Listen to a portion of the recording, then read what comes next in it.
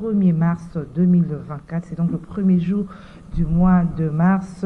Bon mois de mars à tous et particulièrement à toutes les femmes, parce que ce mois est dédié aux femmes, mois des droits de la femme. Bon début du mois de mars à tous. Alors merci de nous rester fidèles et de nous suivre à travers ce magazine Kiosque. Nous avons 3 invités ce matin, Walter Couille et face à Eric Izami et Isaac Ngwenza. Avec eux, nous allons parler de l'actualité du jour. Principal sujet d'actualité, c'est donc les résultats officiels des enquêtes sur le décès de l'ancien ministre de Transport Cherubin Okende.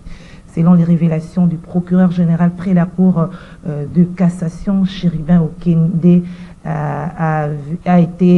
Cherubin Okende s'est suicidé, je dire. C'est ça, les révélations du procureur général après la Cour de cassation. Analyse et commentaires, c'est avec nos invités. Après ces révélations, il y a eu vraiment des réactions de part et d'autre. La famille rejette, les avocats de la famille rejettent, les opposants. Alors nous allons en parler avec nos invités ce matin. Nous allons commenter cette actualité. Autre sujet d'actualité, nous allons parler de toutes ces dénonciations qui font. Il y a le député européen, le Parlement européen au sujet de l'agression rwandaise en République démocratique du Congo. Quelles sont les conséquences de toutes ces dénonciations? Analyse et commentaires, c'est avec nos invités. L'actualité va nous rendre également à la Chambre haute du Parlement pour parler du malaise qui règne à la Chambre haute du Parlement, le Sénat. Voilà, ce sont là les sujets que nous avons retenus ce matin. Nous allons commenter, analyser, débattre avec nos invités. Walter Couille, bonjour. Bonjour Madame Gisèle et bonjour à mon ami Eric et puis à mon aîné que je vois pour la première fois sur le même plateau que moi. Mes salutations aussi aux téléspectateurs de CCTV et puis aux auditeurs de la radio Liberté Kinshasa. Merci pour l'invitation. Merci. Alors, Isaac Ngwenza, bonjour à toi aussi. Bonjour à tout le monde qui est branché sur cette chaîne de télévision pour s'informer de ce qui se passe au pays. Je profite de cette même occasion pour saluer ma sœur qui a été promue au niveau du Parlement comme, bon pas promue, plutôt élue députée. Je salue Sephora Bidoya, élue de la Tchangou, une jeune dame battante qui a beaucoup milité pour arriver au Parlement. Donc, félicitations à Madame Sephora Bidoya, qui est élue de la Tchangou. Merci. Alors, Eric Izami, bonjour à toi également. À vous également. Bonjour Madame Gisèle, bonjour aux téléspectateurs, bonjour particulièrement aussi à mon aîné Isaac et à mon ami et frère Walter Nkouille. Et puis à vous, chers téléspectateurs, bonjour à vous. Bon début de week-end dans vos familles. Nous avons eu l'occasion de pouvoir venir ici et puis nous essaierons de pouvoir débattre des sujets qui nous intéressent. Et voilà, pour participer tant ça peut à bâtir aussi notre pays. Voilà. Je reste avec vous, Eric Izami, oui, avec notre principal sujet. Oui. C'est les révélations de l'enquête sur le décès de Cherubin Okende. Il se serait suicidé. Alors avant de commenter, il y a le procureur qui a mis en garde de toutes les personnes qui vont commenter ces sujets en disant qu'il est toujours mieux de garder sa langue que de livrer au public des informations qui sont en fait les désinformations. Et c'est là où le ministère public peut trouver que vous avez franchi les bornes tolérables de la légalité. Et pourtant, dans la légalité, ça devient un faux bruit et nous pouvons vous mettre la main dessus. Bon, vous savez, c'est pas facile d'aborder un tel sujet. C'est pas facile. Déjà, que Cherubin Okende, député national, élu, je crois, au niveau de la province du Sankourou, il a été ministre de Transport, voie de communication et du désenclavement. Un monsieur battant, un bon communicateur, il nous était proche. Je me rappelle qu'il faisait faire comme ça ce qu'on appelait en son temps la semaine du ministre, où il débattait de ce qui s'était engagé comme option à prendre. Déjà, il était un peu avancé aussi, par exemple, je prends juste un aspect, dans ces dossiers de permis de conduire. C'était sous son règne qu'on devrait quand même changer les permis de conduire, l'actualiser, tout ça. Mais bon, il est décédé dans des conditions compliquées et j'ai dit tantôt qu'il était malaisé d'aborder ces sujets. Pourquoi? Parce que lui-même, le procureur, près la Cour de cassation, tout au début, sans a priori attendre tout ce qui devrait venir comme résultat des enquêtes balistiques au niveau des médecins légistes, etc., il avait lui-même dit que Chéribin avait été tué. Mais aujourd'hui, quelques jours ou quelques mois après, il dit non, Chéribin s'est suicidé. On se pose des questions. Chéribin venait fraîchement d'être ministre au niveau du gouvernement central, avec le Premier ministre Samuel Konde King, avec tout ce qu'il a pu avoir, avec tout ce qu'il a pu faire. Chéribin se serait vraiment suicidé. Il se serait suicidé comment? Avec les images qu'on a vues. Comment on peut se suicider en voyant la balle qui perfore les véhicules? Je suis vraiment dans une situation, c'est compliqué pour dire qu'il s'est vraiment suicidé. Mais bon, en qui est-ce que nous allons croire? Va-t-on croire aujourd'hui à ce que dit le procureur, qui est d'ailleurs contraire de ce que lui-même le procureur avait dit en son temps? Ou va-t-on suivre les médecins légistes? Il nous met dans une situation terrible. Je ne sais vraiment pas très bien me prononcer, mais c'est pas la peur par rapport aux ces propos que je viens de... La peur, non. Il y a tout. C'est une forme de menace, hein? Parce que c'est pas une forme de menace. Mais vous savez, non, même si c'est une forme de menace, il est très difficile de réussir à tromper tout le monde tout le temps et toute la vie. Non. Oazekwa, je cite un auteur de chez nous, Félix Oazekwa Landou, il dit le Kouta est un énergie belé. Mais la vérité s'installe de soi. Je ne sais pas, est-il dans le vrai, est-il dans le faux? Mais je crois que le temps c'est l'autre nom de Dieu parce qu'il n'y a pas de crime parfait. Je crois qu'un jour on finira par déceler la vraie vérité de cette affaire. Mais humainement, je dis bien, j'insiste sur l'adverbe de manière humainement, je doute fort que Chéribin se soit suicidé. Alors, après juste ces révélations, il y a cette mise en garde du procureur. Je voudrais qu'on commence d'abord par ça. Parce qu'avant de commencer, il faut savoir qu'il y a eu une mise en garde par rapport aux faux bruits, à la désinformation. Qu'est-ce que vous en pensez? Bon, d'ailleurs, je pense hier, je vous ai dit qu'aujourd'hui, peut-être ça serait ma dernière fois de passer à la télévision pour commenter l'actualité ou encore pour émettre mon opinion sur la façon dont les affaires de l'État sont gérées dans notre pays. Pourquoi? Pour la simple raison que j'ai toujours cru que ce que nous faisons chaque jour, c'est pour informer, c'est pour enseigner, c'est pour aussi donner au gouvernement des pistes de solutions dans certaines situations que traverse notre pays. Pour nous exprimer, Dieu nous a donné une seule bouche, mais pour entendre, Dieu a donné deux oreilles. Pour que si une oreille n'entend pas, l'autre puisse entendre. Et Dieu dit dans la Bible que parce que vous avez refusé de suivre mes préceptes et mes commandements, je me moquerai de vous lorsque le malheur vous atteindra. C'est ma position à partir de ce matin. Je pense, même concernant la manière de gérer le problème à l'Est, nous avons beaucoup parlé, beaucoup de Congolais se sont exprimés, même des Congolais de la diaspora, même les Congolais ici à Kinshasa. On voit que les choses ne changent pas. Charles ça changera un jour. Isaac, revenons sur le sujet. Pourquoi vous nous avez appelé? Laissez-moi terminer. Pourquoi m'interrompre? Mais dans le sujet. J'avance d'arriver dans le sujet parce que je vais arriver. D'ailleurs, c'est la dernière fois comme j'ai dit. D'ailleurs, une autre raison. Comment on peut sortir un rapport judiciaire et intimider l'opinion à la suite? Il ne faut pas parler de ça. Non. La liberté d'expression, elle est où? Nous devons être libres d'opinion. Je vais vous donner un exemple. Si aujourd'hui, ça se voit clairement, par exemple, quelqu'un est en train de traverser la voie, il n'a pas bien vu un véhicule le ramasse, et demain, un rapport sort que non, il a été fusillé. Donc, vous devez vous taire. Non, on ne peut pas nous miser dans ce sens-là. C'est pas parce que le Congolais brille aussi, surtout sur les réseaux sociaux, la désinformation, l'intox. Madame, oui. C'est là qu'aujourd'hui, même les médias, de manière générale, est devenu très délicat. Tout le monde est devenu journaliste. Tout le monde peut prendre sa caméra, filmer quelque part et puis lancer dans les réseaux sociaux. C'est ainsi que les intellos aujourd'hui, moi je peux entrer dans les réseaux sociaux. Ce n'est pas me dire que tout ce que je vois présenté là est vrai. Non. La première chose, toi aussi tu le fais, même mon collègue, c'est voir la source. Qui l'a publié? Est-ce que c'est un journaliste? C'est ça le problème. Mais le vrai problème, c'est que les dossiers du meurtre, moi je ne peux pas appeler ça meurtre, je dois corriger, de l'assassinat de Chérubin au Kende, je ne peux pas appeler ça suicide. Comme on dit là, il s'est suicidé. Parce qu'on voit les circonstances qui ont entouré cet assassinat. Pourquoi Boujakere est en prison?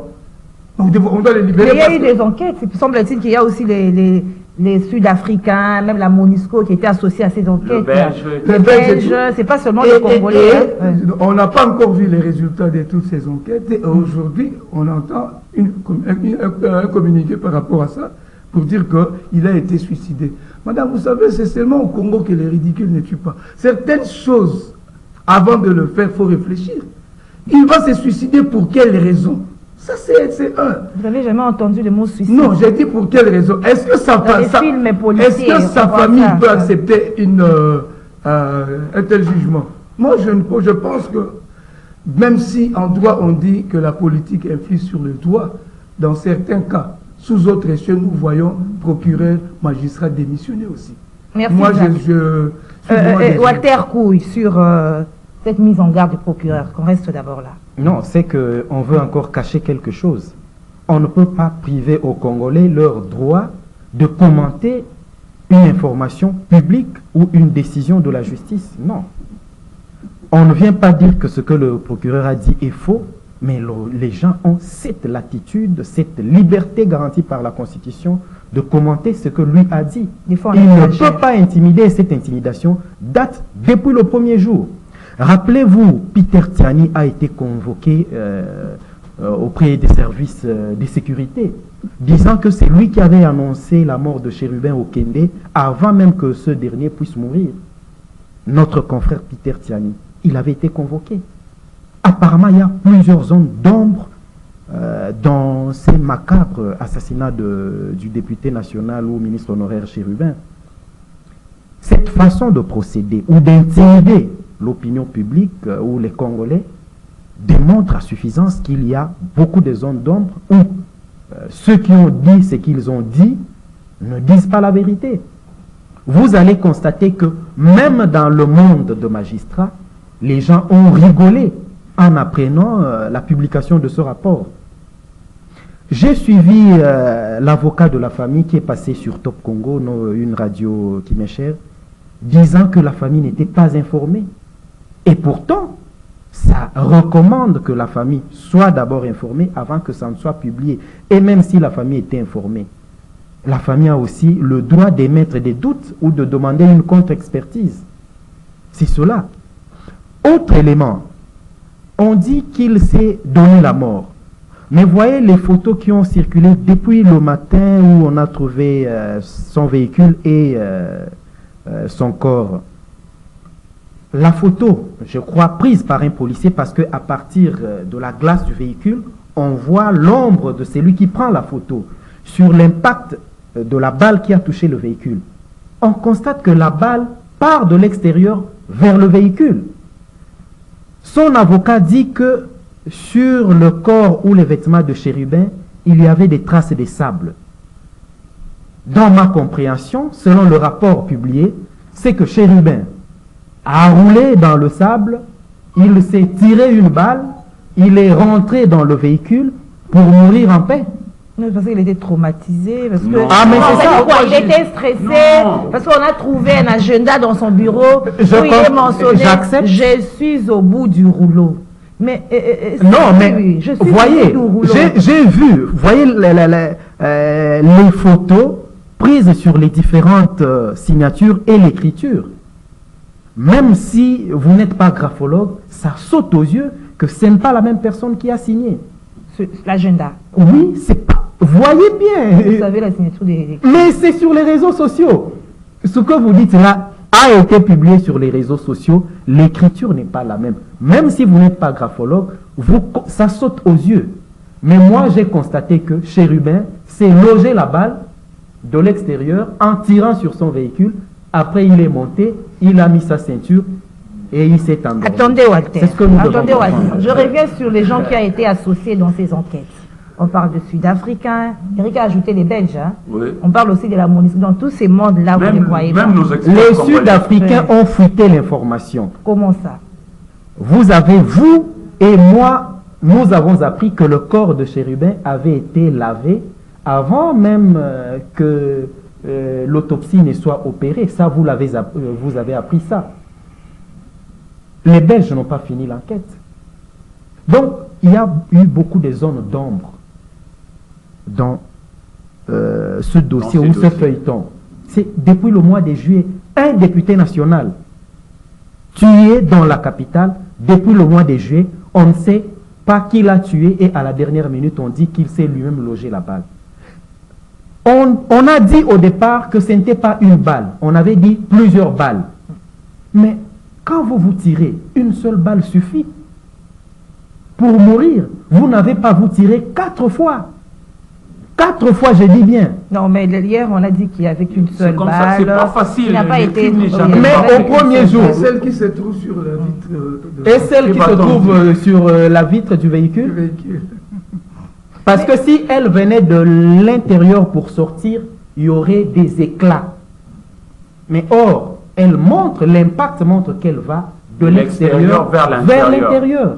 C'est pourquoi j'ai dit, je comprends qu'il s'est suicidé. Il a d'abord roulé dans le sable, il s'est tiré une balle de l'extérieur, il est monté dans le véhicule et puis il est allé mourir dans son véhicule. Mais il n'y a pas des enquêtes contraires à ce qui a été fait pour prédire un peu. Quand vous dites qu'il n'y a pas d'enquête contraire, qui garde le corps de Chérubin?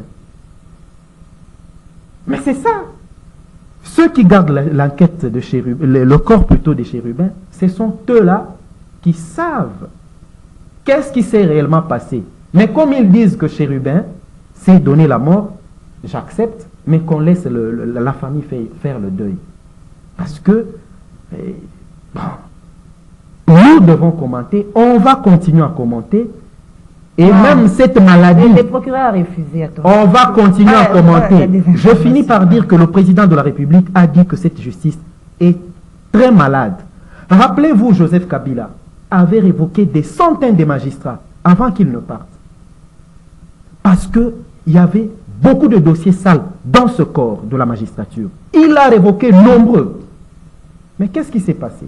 Le président de la République actuel, Félix Tshisekedi, a rétabli presque tout le monde, comme si tous sont sains. Moi, quand il a dit que la justice est malade, j'étais à la limite révolté. J'ai dit que le président ne devrait pas procéder comme ça. Pourquoi? Et même si Joseph Kabila a réglé les comptes à ces magistrats-là, il ne pouvait pas régler les comptes à des centaines de magistrats. Estimez-vous vraiment que je peux aussi dire que tout le monde n'était pas fautif. Mais je reconnais, vous et moi, et même le Congolais le plus moyen, c'est aujourd'hui que si tu n'as pas d'argent et que ton dossier n'est pas un dossier politique, tu vas moisir en prison. Joseph Kabila a châtié les magistrats, sanctionné les magistrats. Le président actuel, Félix Tshisekedi, a réhabilité ces gens-là qu'on avait sanctionnés pour diverses infractions. Et le rapport, avant qu'il ne soit sanctionné, le rapport et les noms avaient été faits par le Conseil supérieur de la magistrature passé par le ministre de la Justice pour arriver au président de la République afin de prendre cette décision, les sanctionnant, les révoquant. Mais on les a presque tous réhabilités et nous ne pouvons pas nous plaindre aujourd'hui. J'estime que c'est la dernière fois que le président de la République va dire que notre justice va mal. Comme il a dit qu'il va mettre son nez dans cette institution, il faut qu'il y mette son nez, qu'il sente ce que tout le Congolais sente, parce que si on n'a pas une justice qui rétablit le droit et la vérité, ce pays ne sera pas bâti. Voilà, vous avez pris longtemps la parole, mais permettez-moi, Eric, je pose une question. La même question vous sera posée. Oui. Lorsque vous parlez de la justice qui est malade, dans le cas, par exemple, des résultats de ces enquêtes, si s'avérait que le président de la République a aussi la possibilité, par exemple, de stopper ou bien d'intervenir quand un jugement est mal rendu. Au nom du principe de la séparation de pouvoir, il ne peut pas ou il ne peut plus interférer. Okay. Il ne doit même pas interférer. Pas laisser faire. D'ailleurs, il a interpellé, si on était dans un pays où les gens se respectent, le président du Haut Conseil de la magistrature devrait démissionner. Parce que ça veut dire que le président l'a désavoué en public. Parce que c'est lui qui chapeaute. C'est de lui que viennent les propositions des nominations, des montées en grade, ainsi de suite. Je sais, Dieudonné Kamouleta, je crois son nom. Il devrait démissionner parce qu'il a été désavoué par le président de la République. C'est pas la culture des Congolais, en public. Démissionner. Malheureusement, rappelez-vous ce spot de l'IGF qui dit Yonde Okole Sabanananga, c'est ça. Pour le moment, il faut qu'on mène des réformes qui nous aident à avoir une justice qui rende le droit. Le professeur Ouad qui est passé en une minute, qui est passé sur nos antennes, a dit que le magistrat n'est pas obligé d'exécuter une injonction venue de l'extérieur. Il doit prendre une décision en âme et conscience. Le professeur Jacques Njoli, c'est un ancien magistrat militaire. Quand il le dit, il ne dit pas, et même s'ils ont la pression politique, ils ne sont pas obligés de s'exécuter. Même au nom de la conscience. Faire face à une pression politique, surtout quand ça vient refuser, c'est possible vraiment. Nous avons vu des magistrats qui ont démissionné. Rappelez-vous, une dame à Lubumbashi, dans l'affaire 600 mercenaires de Moïse Katumbi, avait démissionné. C'était une dame en 2016 ou 2017. Une dame magistrate avait démissionné. Mais son sort. Son sort. Oui. Mais justement, si on a plusieurs magistrats qui démissionnent pour raison de pression politique, ça va interpeller la conscience populaire qui va les soutenir pour que les politiciens ou ceux qui ont le pouvoir, les détenteurs du pouvoir, ne s'amusent pas. Merci Walter. Alors Eric Izani, aujourd'hui, en tout cas vraiment, même sur les réseaux sociaux, partout, beaucoup vraiment rejettent ces résultats. Et ils ne croient pas. Est-ce que c'est pas parce que aussi déjà le chef lui-même avait déjà traité cette justice des malades, comme vient de dire Walter, que les gens n'y croient plus? Et alors comment faire face, comment remédier à cette maladie? Cette question nous plonge dans un vrai sujet des sociétés. Ça soulève des vagues de partout, vous le remarquez. On dit que la justice élève une nation. Nous, chez nous, il est attesté aussi qu'il y a de l'injustice qui bat son plein. Mais le chef de l'État, c'est lui qui est au niveau de la cuisine. C'est lui qui connaît quel ingrédient nous avons, quel autre ingrédient nous n'avons pas. Et quand lui, il fait remarquer à l'opinion nationale que notre justice est malade, je crois qu'il n'a pas non plus tort que de le dire parce qu'il constate. Notamment, il avait évoqué le cas de notre confrère, Stani Boujakera. L'aîné Isaac vient de le dire. Si réellement, selon le procureur près la Cour de cassation, il dit que notre député national s'était suicidé, mais pourquoi on doit garder longtemps Stani Boujakera? Il y a eu mort d'homme. Moi, j'ai été malheureux le jour où j'avais vu, on avait publié les résultats scolaires ici par rapport à l'examen d'État. J'ai vu, je crois, un de ses enfants, un de ses orphelins, qui est allé jeter de la poudre sur la photo de son papa. Vous voyez à peu près, il faut se rendre compte qu'il y a eu mort d'homme. C'est un père de famille qui s'en est allé et qui ne reviendra plus jamais. Alors, si c'est un sujet difficile, vraiment très difficile, mais bon, chez nous malheureusement. Alors, qu'est-ce qu'on fait pour ceux de nos jeunes qui sont encore aux études dans le domaine du droit? Je ne sais pas, parce que là, il y en a beaucoup aussi qui ont élevé la voix pour dire que non, mais tiens, ce sont nos amis qui ont été dans la filière du droit qui sont en train de tuer le pays par leur manière d'interpréter les lois qui devraient tous nous garantir la bonne vie. Voilà. Donc, tout ce que vous dites là est vrai. C'est-à-dire que la population aujourd'hui n'a plus confiance totalement en notre justice. Parce que bon, c'est par rapport à ces propos de la maladie de la justice. Pas seulement par rapport à ce que le chef a fait remarquer, mais par ce que nous vivons au quotidien. Pour un rien ici, on va te faire un problème terrible. Mais les gens, je prends un cas. Il y a eu des problèmes ici avec la BIAC. Vous avez votre compte en banque, vous allez déposer naturellement votre argent pour qu'on vous le garde. Au moment venu, paf, la banque tombe en faillite, plus personne. Vous n'avez même pas un seul endroit où aller vous plaindre pour retirer votre argent. C'est de l'injustice aussi. Il y a tellement de choses. Il y a tellement de choses. On peut, aujourd'hui, combien n'avons-nous pas vu ici sur Kinshasa, le gangsterisme urbain que l'on appelle communément Kuluna. Il va te faire des problèmes, mais tu n'auras personne pour t'aider, pour te rendre justice. Ça ne va pas. Et c'est à plusieurs niveaux comme ça. C'est à plusieurs niveaux comme ça. Ça ne va pas. Le chef n'a pas tort que de dire que notre justice est malade. Mais vous savez, nous décourageons, malheureusement, c'est là où j'en suis, nous décourageons ceux qui sont dans ces domaines-là, alors que c'est un domaine clé de la vie nationale. il est très difficile de commettre un crime et de rester comme ça dans l'ombre ad vitam aeternam. Non, on finira par découvrir. Là, pour moi, j'ai dit ici tantôt que je ne crois pas que Chéribin Okende ce serait suicidé. Non, je Eric, ne crois mais pas ça. Suicide, ça existe, hein, le terme existe. Il y a des gens aussi face à un problème. Tout à l'heure, madame, vous avez dit à Waterkouy qu'il est difficile chez nous que l'on voit des gens démissionner. Autant que chez nous, il est difficile de voir des gens se donner la mort parce que nous, on est pauvres. Non, mais on voit. Financièrement, on n'a pas l'argent. Qui se mettent à la porte de cou. Non, non. Chez nous, cet acte-là de se donner la mort est aussi rare dans notre ADN social. C'est pas, nous, on n'est pas européens ou américains où les gens pourraient rien parce qu'il y a eu une déception amoureuse, ils se donnent la mort. Non, nous non plus, nous ne sommes pas comme ça. Autant nous ne démissionnons pas facilement, autant nous ne donnons pas la mort facilement. Parce qu'il y a toujours l'espoir que demain pourra s'arranger, demain pourra devenir positif. Voilà, moi je ne crois pas. En tout cas, je respecte beaucoup le procureur général près la Cour de cassation, ce n'est pas n'importe qui. Devenir procureur, d'ailleurs le mot procureur là en français, ça ne sonne pas vraiment très bien avec sa charge sémantique. Venons en anglais, on l'appelle persecutor. C'est la personne qui cherche des infractions. Le procureur, c'est pas n'importe qui, procureur général près la Cour de cassation. Il est vraiment dans la fine fleur de la société, c'est pas n'importe qui. Je respecte son boulot, je respecte sa personne, mais souffre aussi de croire que moi, je ne crois pas que Chéribin. Mais vous acceptez quand même. Il faut quand même accepter. Accepter. Non, je n'accepte pas qu'il s'est suicidé. Je le dis, non. Simplement et poliment. La version présentée, la version officielle. Non, je n'accepte pas cette version-là. Non, je voudrais être sincère avec ma propre conscience. Chéribin se serait donné la mort. Non, je n'accepte pas. Merci, Eric. Alors, le scénario, ça a été retracé vraiment lors de cette conférence de presse. Beaucoup le comparent un peu au scénario de l'avion de Matata Pogno, scénario du président du VSV qui avait... Ouais. C'est comme dit Eric, il n'y a jamais eu de crime parfait. Le crime ne peut jamais être parfait. Maintenant, je vais entrer un peu dans la balistique.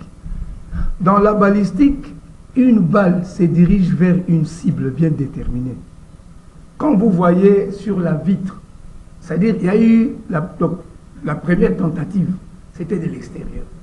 Donc, Chéribin ne peut pas se donner, prendre... Vous êtes expert en ce domaine. Attendez, prendre un revolver à l'intérieur, tirer, et puis deuxième balle, il tire sur sa vitre. Donc, ça se voit clairement que la trace de la balle de la vitre venait de l'extérieur. Et dans la balistique, une balle ne peut vous atteindre que si vous vous trouvez sur son trajectoire. C'est-à-dire, c'était dirigé sur Okende et il a été tué de l'extérieur.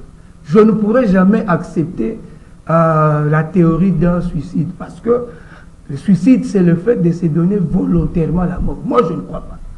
C'est-à-dire, vous savez, je vais vous dire une chose, hein, être arrêté, ce n'est pas un problème. Mais on vous a arrêté pour quelle raison? Vous avez commis une infraction du droit commun, viol, adultère, ou je ne sais pas moi là.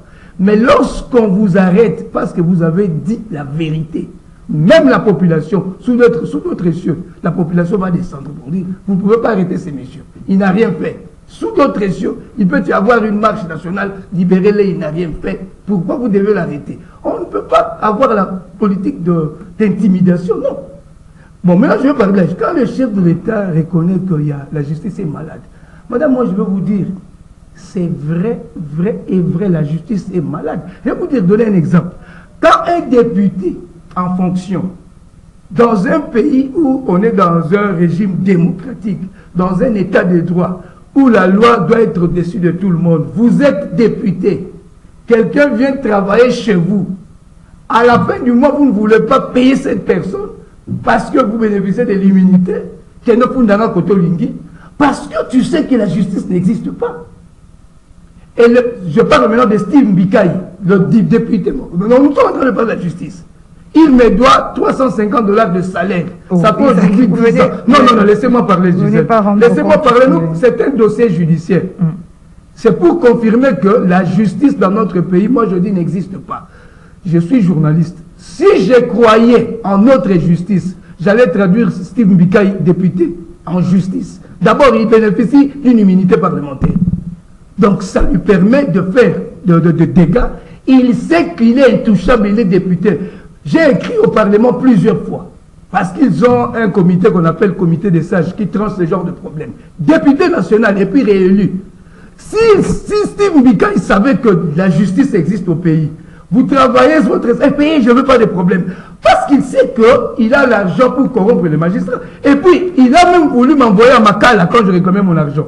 Heureusement, je donne le nom de ce magistrat, Albert Kalonji de Matete, un magistrat intègre. Il a regardé mon dossier, il m'a entendu et tout là, il m'a laissé rentrer. Or, j'ai été envoyé chez lui pour qu'on m'envoie à Makala, pour réclamer mon salaire au Congo.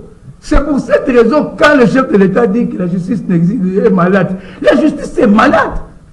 Comment un député peut faire travailler quelqu'un et refuser de payer la personne parce qu'il est député? Il n'a même pas peur de la justice. C'est pourquoi moi j'ai toujours dit le vrai problème. Il faut une réforme. Bon, le problème des salaires, je vous ai dit l'autre fois, non? Ce n'est pas aussi le problème des salaires. Je disais que l'autre fois, je vous ai dit par rapport au même dossier, par rapport au même dossier, je vous ai dit parmi les remèdes, on doit aussi donner un bon salaire aux députés. Dans les trois pouvoirs traditionnels de l'État, on a l'exécutif, on a le législatif et le judiciaire. Le législatif, les députés, plus de 21 000 $. L'exécutif, les juges, plus de 35 000 $. Le ministre, plus de 35 000 $. Et on donne à la magistrature moins de 3 000. C'est aussi un problème. Mais toujours l'injustice. Hein? Toujours l'injustice. Toujours l'injustice. Mais malgré que les magistrats sont mal payés, il y a des personnes qui sont intègres, issus d'une intégrité qu'on ne peut jamais prendre. Comme Albert Kalonji, magistrat de parquet de Matete. Qui a refusé qu'on puisse vous arrêter. C'est-à-dire, il n'a pas voulu envoyer en prison un innocent. Le problème que tu as avec Mbikaï, c'est pour ton argent, 350 $. Il a même fait... Combien? 350 $. Seulement que je réclamais en 2020. Aujourd'hui, je dois réclamer avec les intérêts. Le jour où la justice sera dans notre pays, je traduirai Mbikaï, Steve Mbikaï, député de Moamba en justice. Voilà. J'attends seulement le jour où on aura la justice dans ce pays. Nous allons clore ce dossier. Parce qu'on avait commencé comme ça, on clôt ce dossier. Mais il y a eu aussi le témoignage de la femme de Chéribin Okende, qui a eu la veuve, qu'il était préoccupé, il était très tendu ces derniers, avant sa mort. Vous ne voyez pas que ça aussi, ça justifie peut-être... Mais ça justifie, plusieurs langues parlent d'un problème de conflit parcellaire. Ça se raconte à Kinshasa depuis plusieurs mois, depuis sa mort ou bien avant sa mort, qu'il avait affaire avec une autre personne, il se querellait une parcelle, laquelle je ne sais pas. Mais ça ne devrait pas quand même arriver jusqu'à l'assassinat crapulé de cet homme naturellement modéré, quelqu'un qui était toujours prêt au consensus. Il n'a jamais été extrémiste, mais malheureusement, le sort qui lui est arrivé, le procureur ou tous ceux qui gèrent pareil dossier doivent savoir que demain, eux peuvent être aussi le juge Yanni, ils peuvent être leurs frères, leurs sœurs, peuvent être chérubins. Rappelez-vous donc, il ne faut pas penser que vous êtes, même si vous êtes un morceau de pierre, on peut vous casser pour que les différents morceaux aident à construire une maison. Donc, raison pour laquelle quand vous prenez des décisions, sachez que ce qui arrive aux autres peut vous arriver comme le juge Yanni, peut vous arriver ou arriver à votre membre de famille comme c'est arrivé à Chérubin.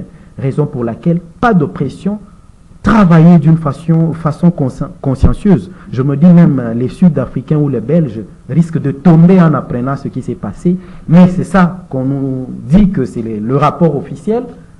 Comme nous n'avons pas enquêté, comme nous n'avons pas touché au corps, on accepte, mais nous avons le droit de douter ou de dire que c'est pas ça vraiment. Il faut accepter parce que la justice est dit au nom de... Non, même si j'accepte, mais je peux dire que j'ai accepté, mais ce n'est pas ça. On ne peut pas nous priver le droit là et il ne va pas mettre en prison tous ceux qui contestent cette version. Non. Le PGR ne va pas mettre en prison tous ceux qui contestent ce qu'il a dit. Non, il ne le fera pas. Il ne le fera. Même quand il dit propagation des faux bruits. Non.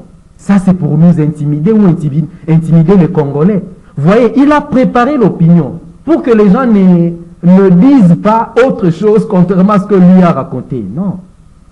Il a dit ce qu'il a dit, mais les gens ont cette latitude, cette liberté de dire que au regard de tels éléments, cette version ne me convainc pas. Voilà. Mais c'est sa version qui restera une version officielle, pas celle des contestataires. Et nous devons être clairs avec ça. Mais ce n'est pas, il n'a pas à nous imposer. Nous n'acceptons pas. Ce qu'il a dit, c'est ce qu'il a dit. C'est ça la version officielle. Mais pour ma part, je ne l'accepte pas. Ok.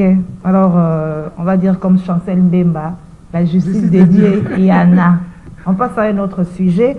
C'est les dénonciations des parlementaires, des députés européens au sujet de l'agression rwandaise, du contrat signé entre le Rwanda et toutes ces dénonciations. On a vu même au Parlement belge, hein, on a même fustigé deux poids, deux mesures par rapport à comparer la situation de la RDC, au Rwanda et à l'Ukraine. Qu'est-ce que vous pensez de tout cela, Eric Ezani?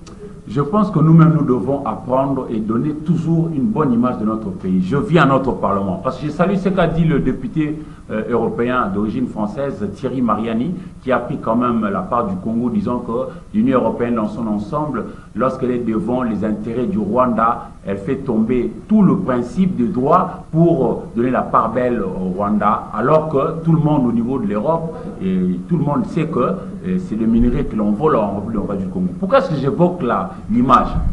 Je reviens. Ici, chez nous, nous avons un Parlement bicaméral. Nous avons d'un côté l'Assemblée nationale qui vient d'être renouvelée par les élections le 20 décembre 2023, et puis nous avons le Sénat pour lequel nous attendons les élections à venir. Vous savez, dans le temps, quand nous sommes nés République démocratique du Congo avec l'indépendance, nous avions eu aussi le Sénat. Mais puis quelques années après, on n'avait plus le Sénat, mais c'était revenu avec l'actuelle constitution. Le Sénat qu'avait dirigé Léon Kengouado de 2007 jusqu'en 2018, lorsqu'il partait, avait une certaine stature, une certaine réputation, une certaine mesure, une certaine considération, même dans la manière de mener les débats. Mais aujourd'hui, dans le même Sénat, il y a un malaise. Le malaise, c'est quoi? Vous entrez dans ce sujet-là. Oui, je ne voudrais pas aller dans les Rwanda parce que là, je sais que je vais toujours soutenir ce que va faire le président de la République et son gouvernement pour bouter dehors notre ennemi. Et d'ailleurs, le président a posé une condition, non, pour aller rencontrer Kagame et discuter. Le président avant d'entrer dans le... D'abord, la cessation des hostilités, ensuite le retrait des M23 de notre sol, et puis après, il pourra rencontrer Paul Kagame pour discuter. Mais pour que nous puissions bien discuter avec l'ennemi, ou pour que les autres là, les Européens nous prennent au sérieux, nous-mêmes ici dans la maison, nous devons donner l'image pour que les autres nous prennent au sérieux. Je prends un cas. J'évoque ici l'article 110.9 de la Constitution. La Constitution, c'est la loi fondamentale, c'est la loi mère, c'est la loi des lois. C'est-à-dire, toutes les autres lois doivent tirer leur origine là-bas, au niveau de la Constitution.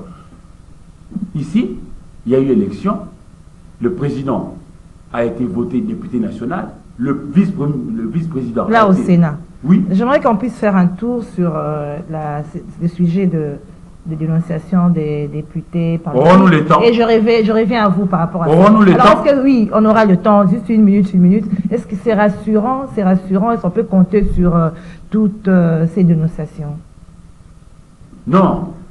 C'est bien, ces dénonciations, c'est un pas. Mais encore une fois, même par rapport à ça, nous devons être sérieux, former les nôtres. Moi, je suis dans cette approche-là. Nous devons toujours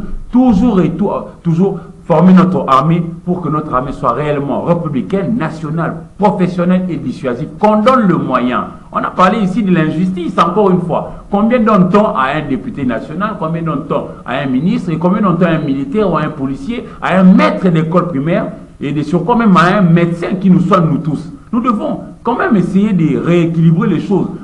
Lorsque la bonne redistribution des richesses nationales sera garantie, je crois que nous aurons peut-être une petite... Isaac Wenza, toutes ces dénonciations. Dénonciations de quoi? Quand on a vu des députés belges en train de fustiger le contrat signé entre le Rwanda et l'Union européenne, mais l'impression qu'on a que ça n'a pas de l'influence sur le Rwanda, rien ne change sur le terrain. Madame, je pense, je le dis plusieurs fois sur ce même plateau, que je ne juge jamais des hommes politiques sur base des déclarations. Je juge des hommes politiques sur base des actes qu'ils posent. Des déclarations, on peut faire 1000 déclarations et on sanctionne. Vous dites, nous allons sanctionner, vous allez sanctionner le Rwanda comment? Bon, c'est l'Union européenne qui a contacté le gouvernement rwandais pour signer ces accords-là pour l'exploitation des minéraux et tout là. Malheureusement, on trouve des minéraux qui ne se trouvent pas à Kigali, tels que le lithium, tels que le coltan, le tantalite. Ça se trouve chez nous. Pour moi, le problème ne se situe pas au niveau des dénonciations. Les problèmes se situent au niveau de notre gouvernement. Qu'est-ce que nous faisons? Moi, ça ne pouvait même pas me déranger. J'ai par exemple ma nourriture ici. Toi, tu as besoin de ma nourriture. Au lieu de venir demander ça chez moi, tu vas demander chez le voisin qu'il vienne voler chez moi et te vendre ça. Je vais veiller à protéger ma nourriture. Je vais voir comment le voisin viendra prendre ça. C'est ça le vrai problème. Réformer notre armée, comme Eric a dit, disposer d'une armée forte, c'est là que j'ai dit 1000 fois, j'ai dit je ne passerai plus à la télévision pour parler des problèmes de la sécurité, de la guerre de l'Est, de l'armée, de la diplomatie, comme on l'a fait la dernière fois. Je veux dire ceci, j'ai suggéré à notre pays de créer une nouvelle armée. Nouvelle veut dire Yassika. Ça veut dire que l'armée des brassés. Brassé veut dire mélange de deux ou plusieurs peuples différents, ou mélange de deux ou plusieurs ethnies différentes. Notre armée est infiltrée de tribus d'un autre pays, du Rwanda. C'est pour cette raison, VPM Jean-Pierre Bemba, il allait même dire au chef de l'État, lever un moratoire, qu'on puisse utiliser la peine de mort pour des traîtres au niveau de l'armée. Merci. Ça veut dire, attends, je vais chuter ici. Je vais chuter, c'est très important. C'est très important ce que je dis maintenant là. Nous donnons, c'est ma dernière solution. Regardez ce que Mobutu a fait en 1965 quand il a accédé au pouvoir. Mobutu a trouvé le pays avec l'armée qu'on appelait ANC, Armée nationale congolaise issue de la force publique. Mais lisez Dignité pour l'Afrique, Mobutu a appelé l'ANC l'armée des mutins. Parce qu'il y a eu une mutinerie le 4 juillet 1960, les militaires se sont rébellés en Banzangungu à Kinshasa. Pour Mobutu, les militaires sont dociles. Les militaires ne font pas la politique, les militaires ne s'engagent pas dans des pillages. Quand vous avez déjà une armée où il y a des mutins, Mobutu a dit, dans Dignité pour l'Afrique, je ne pouvais pas avoir confiance en une armée de mutins. Je devais créer ma propre armée. Merci, Zach. On a vu aussi les ambassadeurs d'Afrique accrédités à Bruxelles qui apportent également tous ces soutiens-là. Est-ce que ça a des conséquences sur le terrain, sur le Rwanda qui nous agresse? Apparemment, le Rwanda continue. Hein? Première chose, on doit reconnaître que notre diplomatie a échoué parce que le même accord, l'Union européenne a signé le même type d'accord que nous, la RDC. Or, l'Union européenne sait très bien que le Rwanda ne produit pas tous ces minéraux stratégiques. Notre diplomatie, on ne doit pas courir derrière les événements, on doit anticiper. Le travail n'avait pas été fait en amont pour dissuader l'Union européenne. C'est par après qu'on commence à dire que s'il continue, nous allons prendre des mesures de rétorsion. C'est après. Mais auparavant, notre diplomatie doit continuer, doit faire ce travail d'anticiper les événements. Deuxième chose, nous ne devons pas nous fâcher de voir d'autres pays coopérer avec le Rwanda, parce que si le Rwanda est notre ennemi, ce ne sont pas les autres pays qui collaborent avec le Rwanda. Non, pas pour nos minéraux quand même, parce qu'ils non, la coopération peut être de diverses manières. Tel pays peut venir appuyer le Rwanda dans le domaine ou le secteur de l'agriculture. Ça permettra au Rwanda de prendre un peu d'argent qu'il allait investir dans l'agriculture pour l'orienter vers l'effort de guerre, d'agression contre la RDC. Donc nous devons avoir une diplomatie qui sait faire le maillage, qui sait travailler en amont pour anticiper des événements et faire en sorte que, d'abord, les grands soutiens du Rwanda arrivent à tourner Kazakh et même à sanctionner le Rwanda. Ce n'est pas un simple communiqué d'une ambassadrice des États-Unis ici ou d'un ministre des Affaires étrangères de la France qui va changer la position du Rwanda. Ce sont les sanctions, c'est comme le président de la République l'a dit, uniquement les sanctions. Sans sanctions, rien ne va changer. J'ai compté depuis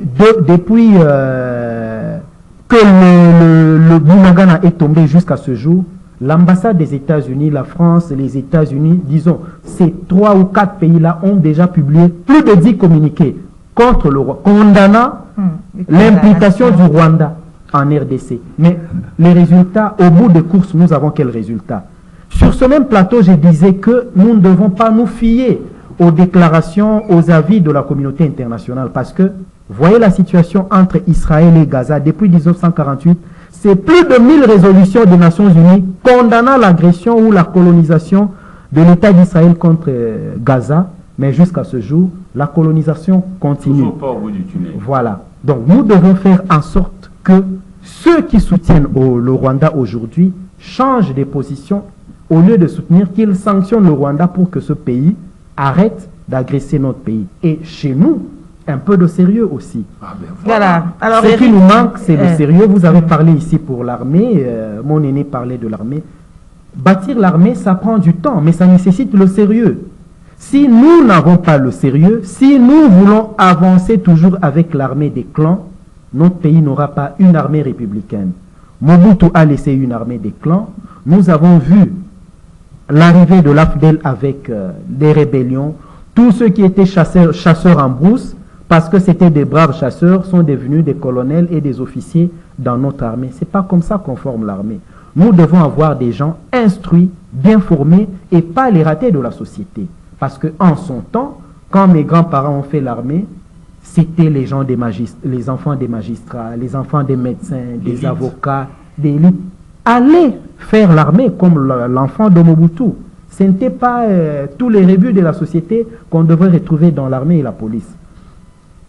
Ceux qui y vont pour verser leur sang. C'est un travail. Il faut un esprit de dévouement, mais il faut aussi mettre ces gens-là dans des conditions pour attirer les conditions, plutôt les vocations vers l'armée. Mais si on laisse nos militaires dans cette situation, je ne vois pas que nous aurons beaucoup de vocations. Mais le travail est en train d'être construit. Mais ce travail-là, ce changement-là, surtout de nos camps militaires, doit être plus rapide, comme on constate la transformation du train de vie d'une personne quand elle devient... Alors, Eric, je reviens à vous pour quelques minutes par rapport au sujet que vous avez interrompu, là, au Sénat, le malaise. Oui, je parlais du sérieux. Voyez-vous, le président a été élu député national, le vice-président élu député national, les questeurs adjoints élus député national, et même le rapporteur élu député national, mais lui, il a opté pour... Il a renoncé pour aller au niveau de l'Assemblée provinciale, au niveau de Tanganyika. C'est-à-dire, il est resté là, quoi.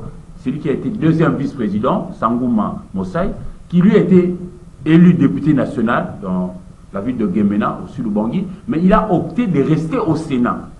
Et puis, un autre membre du bureau qui, lui, venait du camp FCC, qui n'ont pas compatis aux élections et qui est resté aussi. C'est-à-dire qu'on doit quand même être sérieux. Comment est-ce que vous qui avez déjà renoncé à votre mandat au niveau du Sénat, vous avez librement opté pour aller au niveau de l'Assemblée nationale, parce que la Chambre a été renouvelée.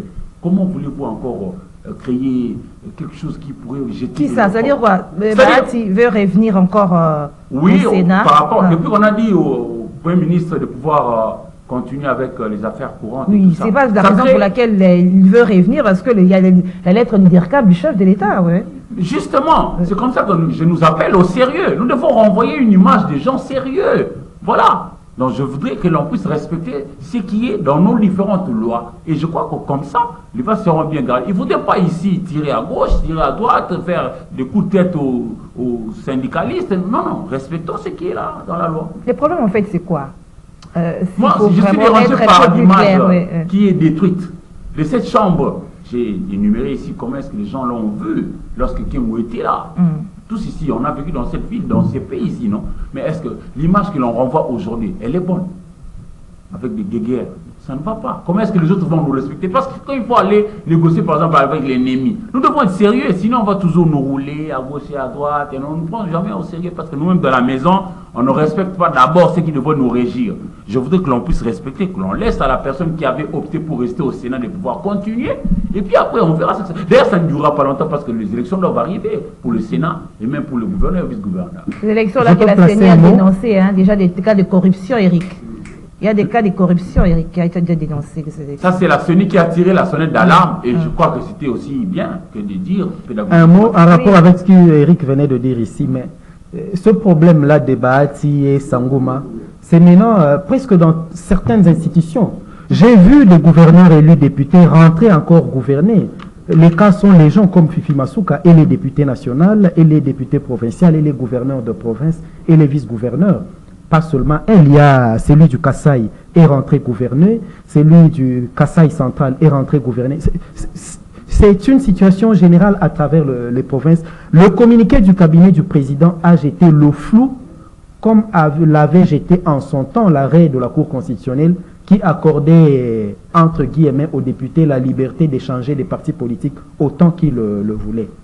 Donc, il faut un peu de sérieux dans la façon de faire les choses ou de faire la politique. Je ne dis pas qu'il y a des politiquement corrects, mais il faut un peu de moralité dans le vivre public pour que nous ne puissions pas vivre les scènes décriées ou dénoncées par mon ami Eric. Alors, on a fini. Isaac, oui, Isaac. Rapidement. En fait, moi, je voudrais plutôt rappeler à mon collègue ici, nous sommes en train de traiter des problèmes très sérieux du pays. Parlant un peu de l'historique de l'armée, il a soulevé un fait que les militaires qui suivent l'entendant, c'est très dangereux. Dire que l'armée de Mobutu était armée de clans. Les forces armées zaïroises, FAZ, n'a jamais été une armée d'un clan. Ni les Mbandi, ni les Ngombeni, c'était l'armée nationale, prenant tous les Congolais. Et aussi, il y avait la méritocratie dans cette armée. On ne passait pas des grades parce que vous étiez brave dans une opération. La bravoure, pour un militaire, ça donne une médaille. Et jamais la promotion. Mon ami ne va pas me convaincre sur ces... J'ai dans mon livre, je n'ai pas encore publié mon livre, mais je peux vous donner mes écrits tout de suite là. Parce qu'il y a tout un chapitre sur l'armée. Si on ne connaît pas l'histoire militaire, l'histoire de votre armée, vous ne pourrez pas voir devant. Au collègue, je peux vous donner tout de suite, là j'ai ça dans ma machine ici. La résurrection du plan de 30 ans. Je vous ai dit ici que c'est ma dernière parution à la télé. Je ne viendrai plus à la télévision pour parler ni de la guerre de l'Est, ni des problèmes diplomatiques, jusqu'à ce que je publie mon livre comme Charles Onana, l'Holocauste au Congo. Je pouvais paraître aux médias pour parler du contenu de mon livre. En une minute, madame. J'ai pensé apporter ce que je crois comme solution après 14 ans d'enquête à l'Est pour comprendre le conflit armé là-bas. Donc j'accouche ça dans un... En une minute, c'est pas de moi où tout le monde avait constaté que jusqu'au soir du pouvoir de Mobutu, les commandants des grandes unités, c'était les ressortissants d'une seule région. Et c'est ça, l'armée des clans. Non, j'ai dit ceci. C'est ça, l'armée des clans. Malheureusement, vous ne saurez pas poursuivre avec... Je vous demande de me citer, je vais vous citer le contraire. Je vais vous citer des généraux du Bandundu, du Bakomo qui étaient un peu partout. S'il vous plaît, Isaac. Merci Isaac Ngwenza, merci Walter Kouy, merci à Eric Izami. Merci, madame, monsieur, fidèles téléspectateurs, auditeurs de kiosque. Merci à Héritier Toubiland qui était derrière la caméra, à la régie Moro Nzambe, Alain Kabongo, José Anzia. Merci au coach Doudou Montiri, madame, monsieur, à Urbain Kanyema du côté de la radio. Merci au coach Doudou Montiri, madame, monsieur. Bon début de week-end, bon mois de mars à toutes les femmes. Je vous retrouve lundi. Avec le même plaisir, bien sûr. Au revoir.